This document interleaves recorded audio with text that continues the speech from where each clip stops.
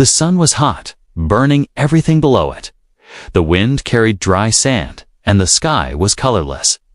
Jack, a human traveler, walked slowly through the quiet alien desert. His boots left soft marks on the cracked ground. He had come to this planet looking for old relics and lost tech. He didn't expect to find life here, just ruins and silence. But fate had other plans. In the distance, he saw something. It looked like a rock at first. Then it moved. As he got closer, he saw it was an old alien woman sitting alone. She wore a faded brown robe and had a hood over her head.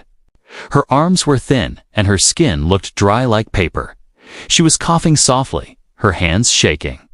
No one else was around, just her and the wind. Jack paused, unsure. He had little water left, barely enough for the day. But something inside him said, "Help her." So, he knelt beside her and pulled out his small metal canteen. She didn't speak, just looked at him with tired silver eyes. He gently helped her drink. She took small sips, her fingers brushing his. Her eyes filled with tears, but she didn't cry. After a moment, she whispered, "Kindness always returns home." Her voice was like wind moving through dry leaves before he could say anything. She smiled, touched his hand, and vanished. Jack blinked in shock. Looking around, there were no footprints. No signs she had ever been there. Only his canteen sat heavy in his handful again. Even though she had drunk from it, it was now full. He stared at it for a long time, confused. That night, he returned to his small hut near the outpost. The stars were out and the air was cooler, but he couldn't sleep. He kept thinking about the old woman. Her voice echoed in his mind. Kindness always returns home. Strange dreams came to him. He saw 5 figures standing in a circle. They glowed in the dark, with soft eyes and hair like starlight. They spoke a language he didn't know, but he felt warm inside. One of them reached toward him, but before she touched him, he woke up. The night was silent, but he felt like he was being watched. The next morning, the town was full of noise. People were talking about strange lights seen near the trees. Some said they saw 5 women walking like spirits in the early light. Others said it was just a desert trick, but one man swore they were real. They were not normal, he said. They looked like stars had come to life. Jack didn't think much of it until he reached his door. There, standing quietly, were 5 girls. Their skin had soft patterns that moved like light. Their eyes were deep and kind.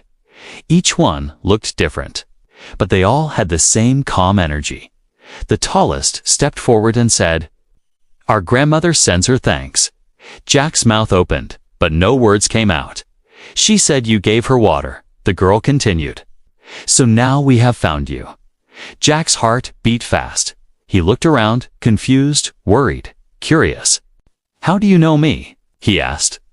"She saw your soul," said the second girl, younger, her voice like a bell. Jack didn't know what to say. They smiled softly and stepped closer. "You are the reason we are free," whispered the smallest one. Then the oldest said a word Jack didn't understand. The sky above shimmered for a second, like it remembered something old. Jack stepped aside, and the 5 girls entered his home like they belonged. As they passed him, he smelled something sweet, like flowers and stars. He closed the door behind them, his hands shaking.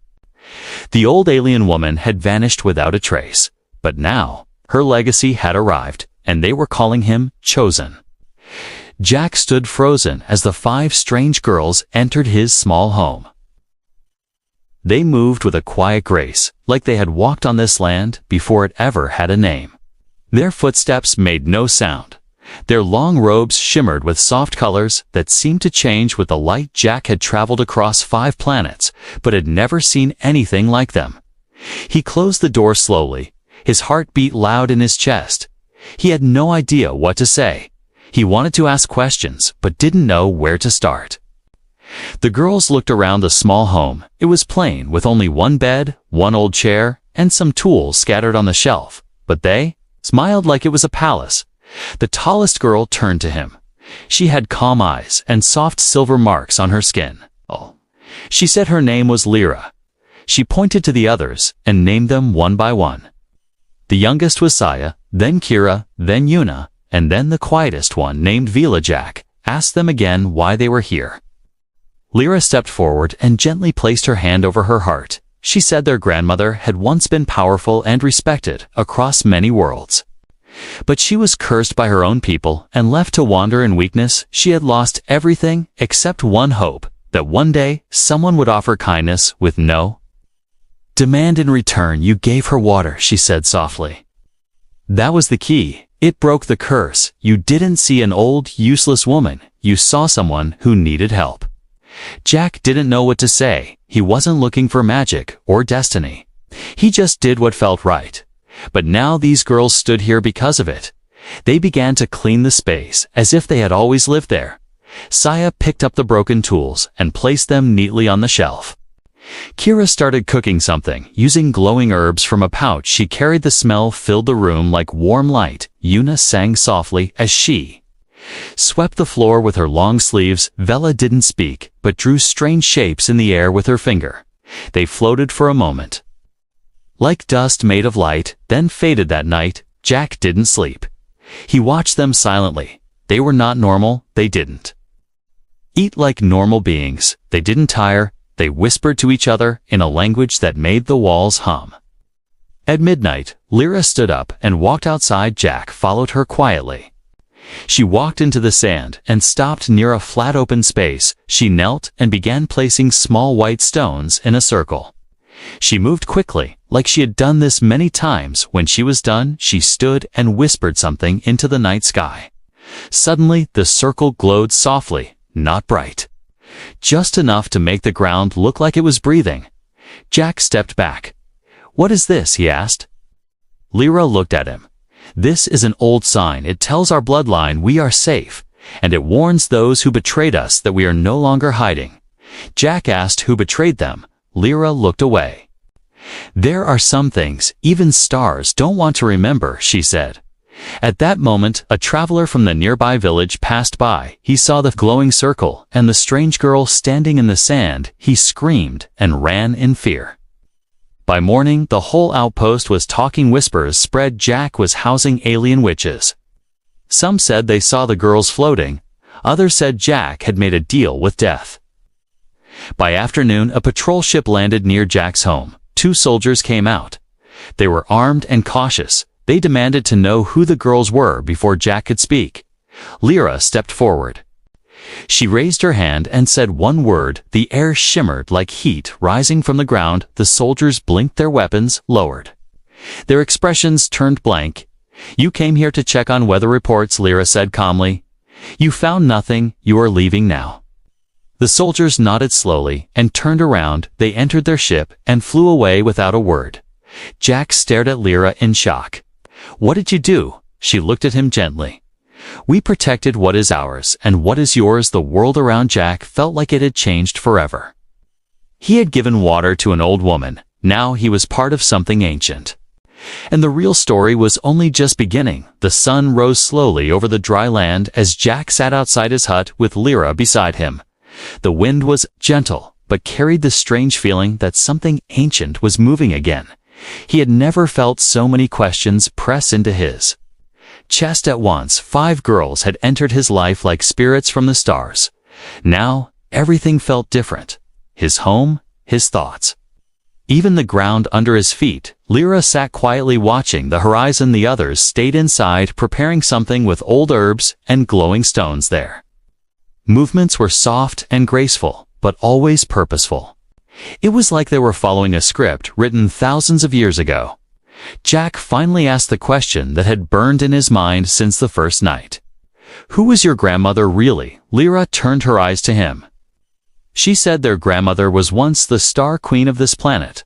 Her rule was peaceful, but powerful. She was betrayed by her own advisors, who feared her connection to ancient energy. They cursed her bloodline and scattered it across the galaxies. She was forced to live in hiding, until the day one pure act of kindness could break the curse. Jack listened in silence. He was just a relic hunter. He had no bloodline, no destiny, only a bottle of water and a decision made from the heart. You are not chosen by blood. Lyra said, you are chosen by soul, and that is stronger than any crown. Later that day, the girls asked Jack to follow them. They led him through the dunes, past dry bones of machines, lost to time, toward the old desert where no one dared to go. After hours of walking, they reached a large, flat rock buried under sand. Juna placed her hand on it and whispered a word. The ground shook lightly. A hidden entrance opened with a slow, grinding sound. Inside the earth was a staircase made of crystal.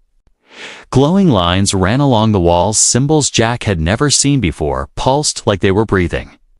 They walked deeper until they reached a massive chamber. In the center floated a glowing scroll.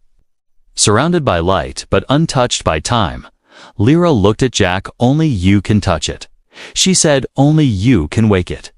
Jack hesitated. He stepped forward. The scroll responded to his presence. The light around it grew brighter. He reached out and placed his hand on it. Suddenly, his mind was filled with visions. He saw cities burning, a queen crying as fire fell from the sky, 5 children torn from their mother, and a man standing in fire holding 5 stars in his hands. He gasped and pulled away, but the scroll had already left its mark. You saw it, Lyra whispered. Now you know why we are here. They took the scroll and placed it inside a wrap of soft metal. As they began to leave the chamber, a distant howl echoed through the tunnels. Something else had woken up, something that didn't want that curse to end. Run, Saya whispered. They ran through the tunnels. The air grew colder. The sound of claws scraping stone grew louder behind them. As they reached the surface, a massive shadow rose from the dunes. It was tall with horns, sharp like bone. Its eyes burned with red fire. It spoke in a deep, broken voice. Give me the heirs, or be buried in the sand like the rest. The girls stood behind Jack, shaking but not stepping back. Jack stepped forward. His voice was firm but calm. They are not yours, and neither am I. The creature laughed. You are human. You cannot stop me. Jack didn't move. He reached into his pocket and held the scroll. The creature hissed and took a step back. The scroll began to glow through Jack's shirt. The wind around them changed. The sand lifted into the air as if answering a call. Lyra stepped beside Jack. So did the others together. They formed a circle with Jack in the center. The creature growled, but it did not attack. This land belongs to us now, Lyra said. And he is part of it, Jack added. The sky above them cracked with light. Not thunder, something older. The creature turned and vanished into the sand. Jack looked at the girls. They looked back at him. There were no words, but something deep and powerful had begun. Jack could not sleep that night. The visions from the glowing scroll still burned in his mind. He sat by the old stone wall outside his hut, watching the stars. The girls rested quietly inside, but even in sleep they glowed softly. The desert wind moved through the sand with a strange rhythm, like a heartbeat. Every time Jack closed his eyes, he saw the same thing, the shadow beast with burning eyes, the scroll glowing in his hand, and the voice of the old alien woman whispering again and again. Kindness always returns home before sunrise. Lyra came outside. She sat beside Jack without speaking. For a long time they watched the sky together. Then she finally spoke. The scroll chose you because your soul carries fire, not the kind that destroys, but the kind that remembers. The kind that protects. Jack looked at her. I don't feel like fire. I feel confused, lost. She smiled gently. Even stars forget who they are when they fall, but that does not mean they stop being stars.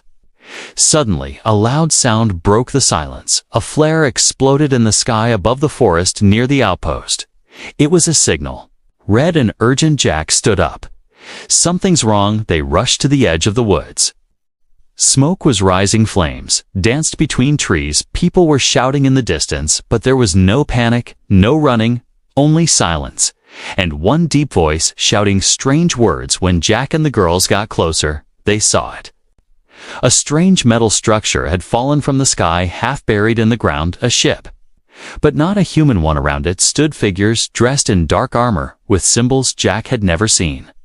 They were chanting, calling something with fire, calling something. Old Lyra stopped him from stepping closer. These are the Seeker's followers of the shadow you faced in the dunes. They use fire, not to survive, but to wake things that should stay asleep. Jack clenched his fists. Why now? Why here? Because you are here, Lyra said. And because they are afraid. Suddenly one of the armored figures pointed at them. They're the bloodline, the chosen. The chanting stopped. The ground cracked beneath the fallen ship. From the broken hull rose a creature with glowing red skin and chains wrapped around its arms. Its mouth opened, but no sound came. Only heat. Jack stepped forward without thinking. The scroll was still hidden in his cloak, but it began to glow on its own. His hands burned, but he did not let go. The creature stopped moving. The red glow in its eyes dimmed for a moment. It stared at Jack, not with rage, but with recognition. You again. Your soul walks between stars, the creature said in a voice that sounded like 100 whispers. Jack didn't understand, but Lyra stepped beside him again. This one knows your past, even if you don't.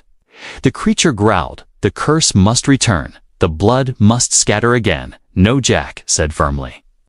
This time the bloodline stays. This time the fire protects. The girls formed a circle again, their hands lifted. Light poured from their fingers like smoke made of stars. The creature screamed and broke the chains on its arms. It charged at them, but Jack did not step back. He held the scroll higher. The heat around him vanished. A ring of light burst from the scroll. It hit the creature mid-step and threw it back into the burning ship. The chanting Seekers screamed and ran into the trees. The ship caught full flame and cracked open with a loud boom. Jack stood, breathing hard, his hands shaking, but he was still standing. The girls lowered their hands. Lyra turned to him. The fire in your soul is waking, and the enemies of the past are watching, but you are not alone. Jack looked at the flames, slowly dying in the woods.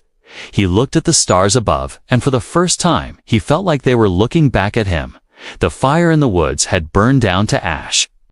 The wrecked alien ship lay quiet. No smoke, no chanting. Only silence and the deep scar it left in the ground. Jack sat alone on a rock near the edge of the forest. The scroll rested on his lap. It no longer glowed, but it felt warm, like it was breathing with him. Lyra and the other girls stayed inside the hut they had drawn. Symbols across the doorway and walls, using light dust, a protection not against beasts, but against memories. Jack stared at the sky. He thought of Earth, of the old job he left, of the nights. He looked at stars and thought they were just lights. Now he knew they were more. Some stars carried stories. Others carried warnings. Footsteps crunched behind him. It was Saya, the youngest. She carried a bowl of glowing blue water and placed it beside him. You must drink, she said softly. The stars want to speak to you tonight. Jack didn't ask how she knew. He just drank the water. Tasted like wind, cold but sweet. That night when the moons rose, Jack stood alone under the open sky. The wind picked up. The sand spun in circles around his feet. He closed his eyes and the world fell silent when he opened them again.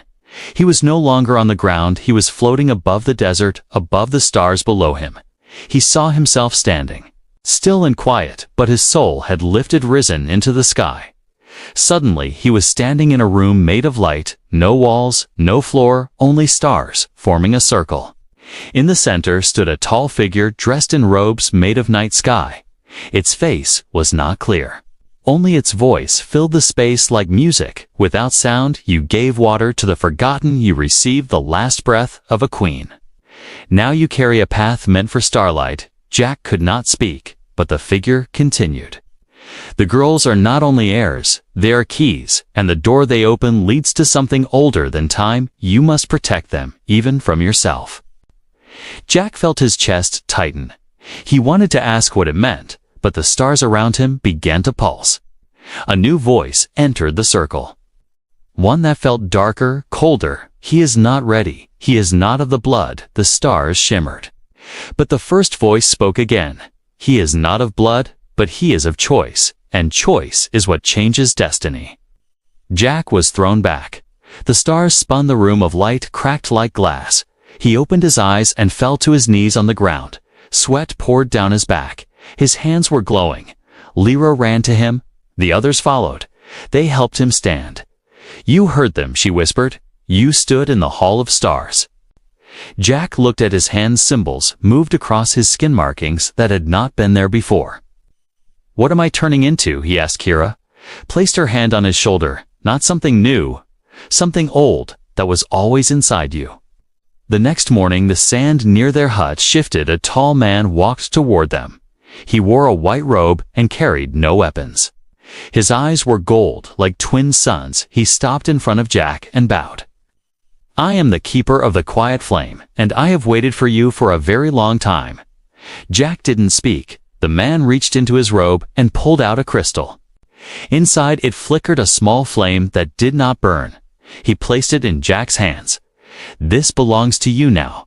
It will show you what is coming and what has always been." The flame flickered and showed images, stars falling, worlds colliding, and a single figure standing alone in front of it all.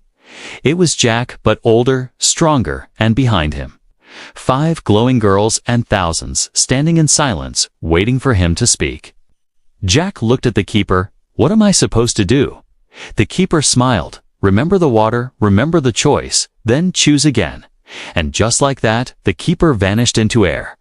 Jack stood holding the flame. The girls stood behind him, and the wind carried whispers that only stars could hear. The wind had changed. Jack could feel it in the way the trees leaned, in the way sand no longer rested, but danced, in the way the stars blinked too fast, like they were warning something. The 5 girls stood behind him silently, their eyes glowing brighter than ever, their robes now marked with patterns that pulsed like heartbeats. Jack held the flame crystal the keeper had given him.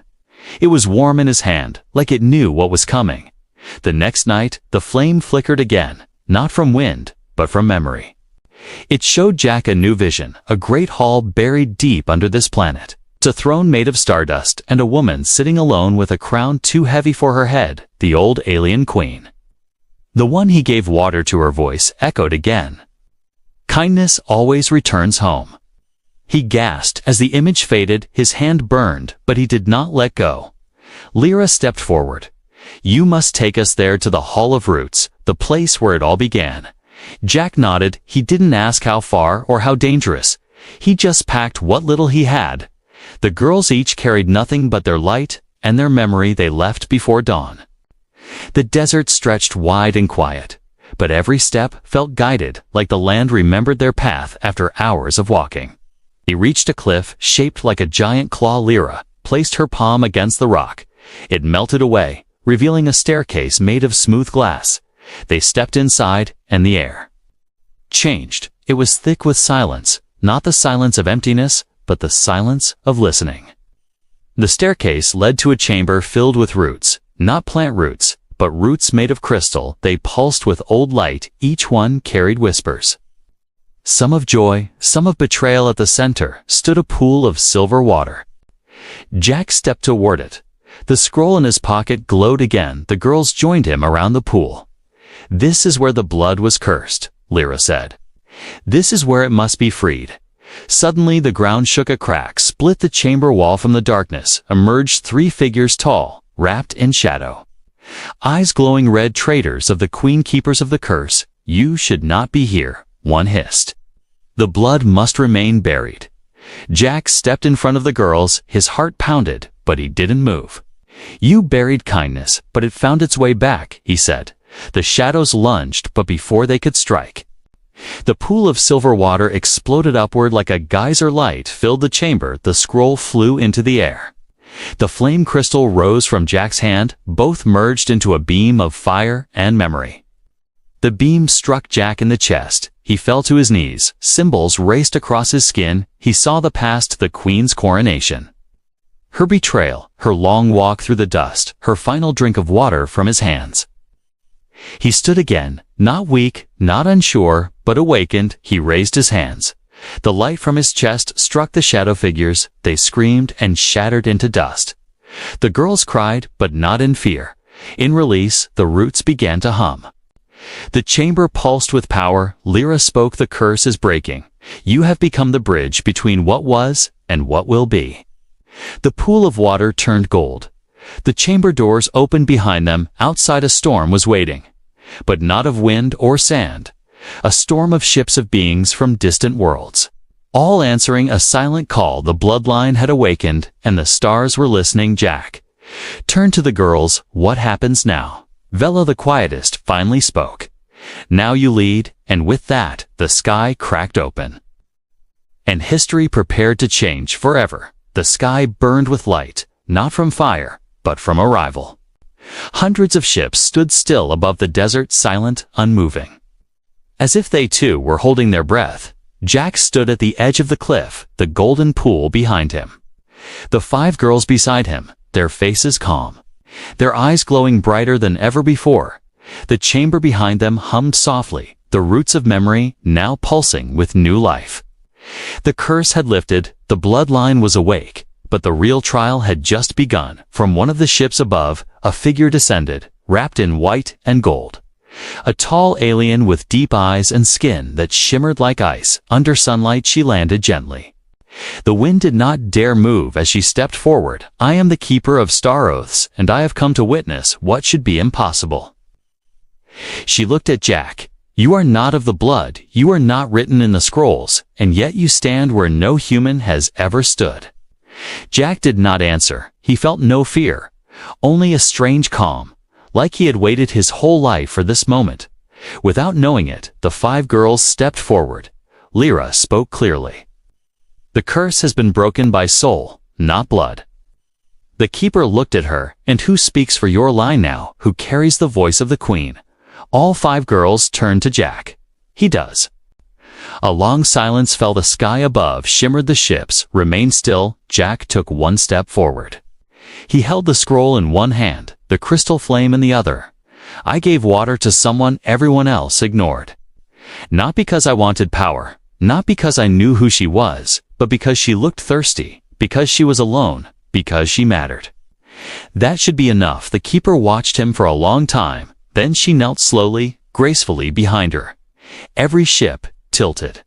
Every light lowered. Every being aboard those vessels felt the shift for the first time in galactic memory. The stars bowed to a human. The golden pool behind Jack began to rise. It took the shape of the old queen. Her face peaceful, her voice soft. You remembered me, and I remember you. She turned to the 5 girls. My granddaughters, my light, you are free. She turned to Jack once more. And you are the reason they shine again. You are the flame I never thought would come. Thank you. The golden figure faded into dust, but her warmth remained. Lyra stepped beside Jack's, tears in her eyes. You gave a simple act of kindness, and it became a legend. Kira laughed. You're famous now, Sia. Hugged his arm. You're stuck with us forever. Yuna whispered. We go where you go. Vela took his hand, and where you lead we follow. The ships in the sky began to move, not in retreat, but in honor. A new age had begun. One where kindness shaped power, one where blood did not rule alone, but walked beside the soul. Jack looked at the desert one last time. Where it all began, where he gave a sip of water to a forgotten queen. He smiled, let's go, and as they walked into the light, the universe quietly wrote a new story about a human who changed everything by simply caring.